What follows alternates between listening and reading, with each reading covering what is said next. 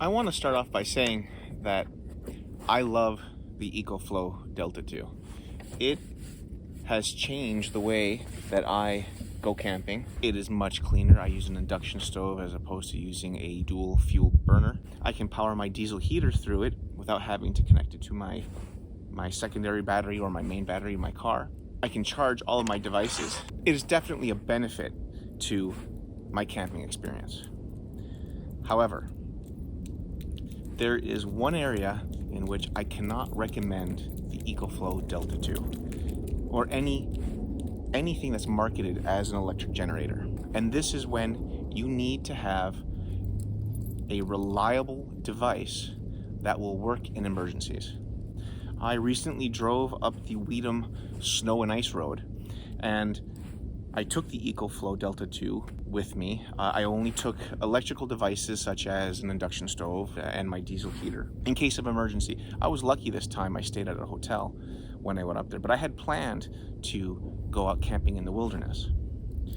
What happened is I brought the device so I can run my oil pan heater, because I knew that my car was going to be sitting in the cold in sub 30 degrees Celsius weather for many days.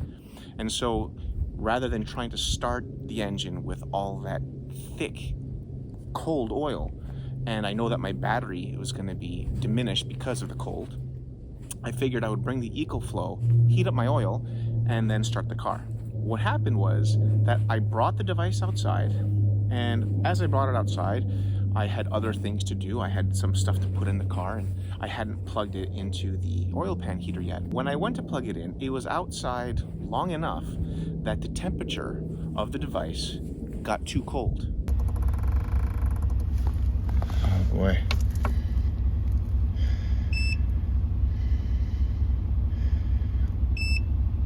It's too cold. And what that means is that any sort of internal temperature beyond minus 4 degrees Celsius, according to the manual, will cause the device to go into protection mode. Now, I understand wanting to protect it. It's a lithium-ion battery. Extreme temperatures are not good for it, cold or hot.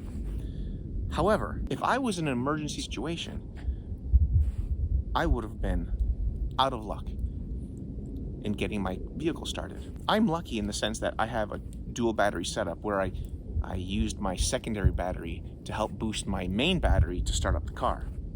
However, had I not had that, had I not stayed at a hotel to bring it back inside to warm it up,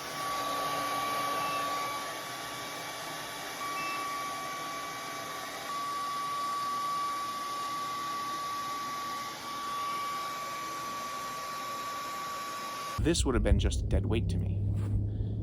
And so, under those circumstances, where you really need to rely on your equipment, where your equipment has to work for you and not you work for your equipment, this is not a device that I can recommend under those extreme circumstances. It's not all the time, obviously. You're not always going into the extreme cold or the extreme heat, by the way. This will also go into protection mode if it gets too hot. When you need a reliable device, you would still need to use something like a gas generator. So on my long trips where I'm going into the bush, into the wilderness for many days, a week, where there will be no one around to help me, where I will not have any recourse but to rely on my equipment,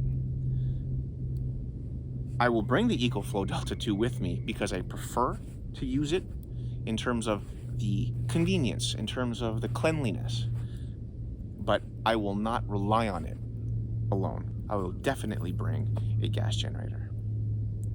So this is not a regular review of the device. There's plenty of other reviews you can find on the internet. I would like to know what your thoughts are in the comments below. And what are your experiences with using just an electric generator for your extreme remote solo overlanding?